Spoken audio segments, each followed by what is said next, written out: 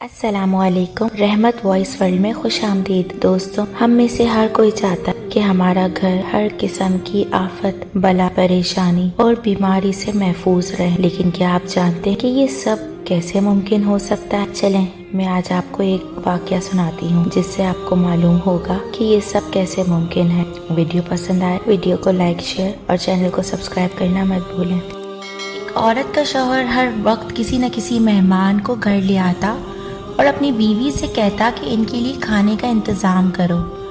روزانہ وہ مہمانوں کے لیے کھانا تیار کرتی۔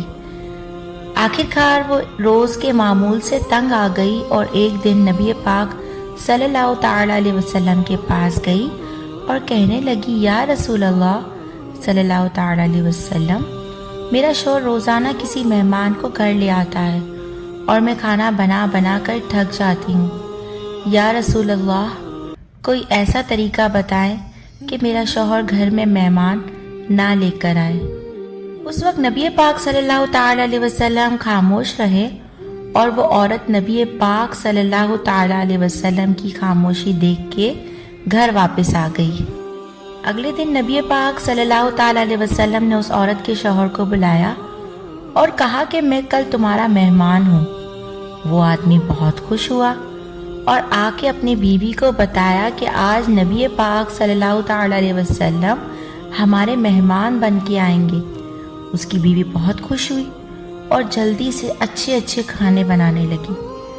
جب نبی پاک صلی اللہ تعالی علیہ وسلم اس عورت کے گھر آئے تو آپ صلی اللہ تعالی علیہ وسلم نے اس کے شوہر سے کہا کہ جب میں کھانا کھا کے واپس جانے لگوں تو اپنی بیوی سے کہنا میرے گھر سے نکلتے تک پیچھے دیکھتی رہے۔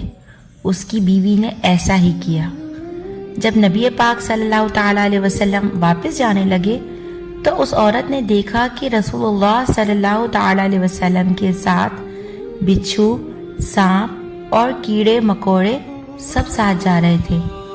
وہ یہ منظر دیکھ کے بے ہوش ہو گئی۔ اگلے دن وہ پھر نبی پاک صلی اللہ تعالی علیہ وسلم کے پاس گئی تو آپ صلی اللہ تعالی علیہ وسلم نے اس عورت کو بتایا کہ مہمان اپنا نصیب خود لے کر آتا ہے۔